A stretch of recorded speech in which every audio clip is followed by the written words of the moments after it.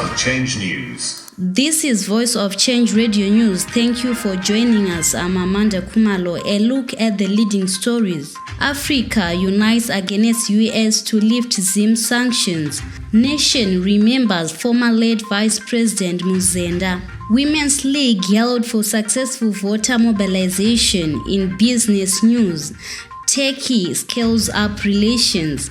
In regional and international news, South Africa plagued by new drastic power cuts. In sports, led Chevrons World Cup milestone. The news in detail.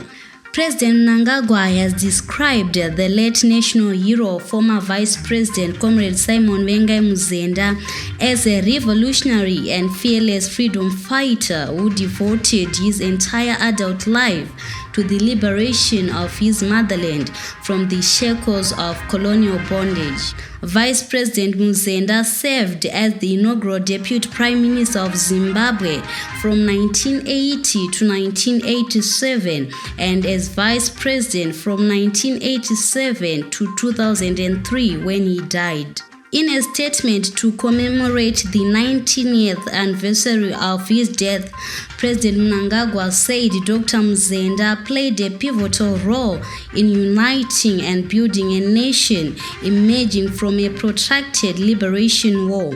ZANU-PF Women's League National Secretary for Administration, Senator Monica Muchangwa, has applauded Manicaland Women's League leadership for its massive voter mobilization through empowerment initiatives. Addressing the provincial executive leadership in Mutare, Senator Monica Muchangwa, who is also Information, Publicity and Broadcasting Services Minister, described the initiative as a demonstration that defines the spirit of unity, love for each other and loyalty to the party and its leadership.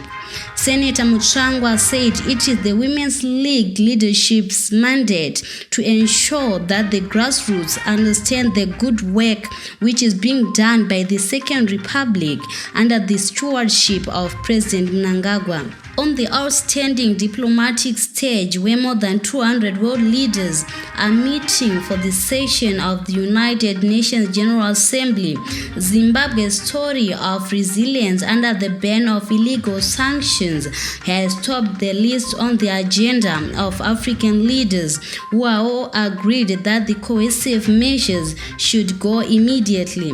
There is unity among African leaders who, reading from the same script, have told the United States on its doorsteps in New York that sanctions are an injustice, regressive and a blunt tool to interfere in the domestic affairs of a sovereign nation by powerful nations.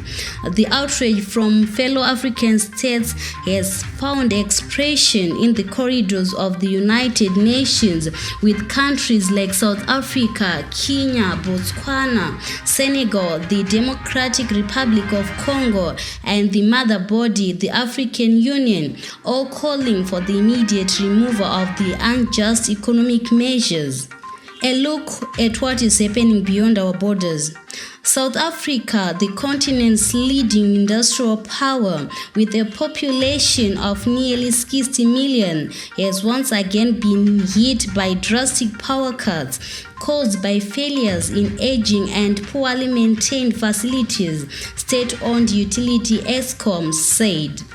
In business news, Zimbabwe's drive to lure investment has attracted the attention of the Republic of Turkey, which has revealed plans to increase flights between Harare and Victoria Falls and Southeast Europe as a way of increasing the trade figures between the two countries.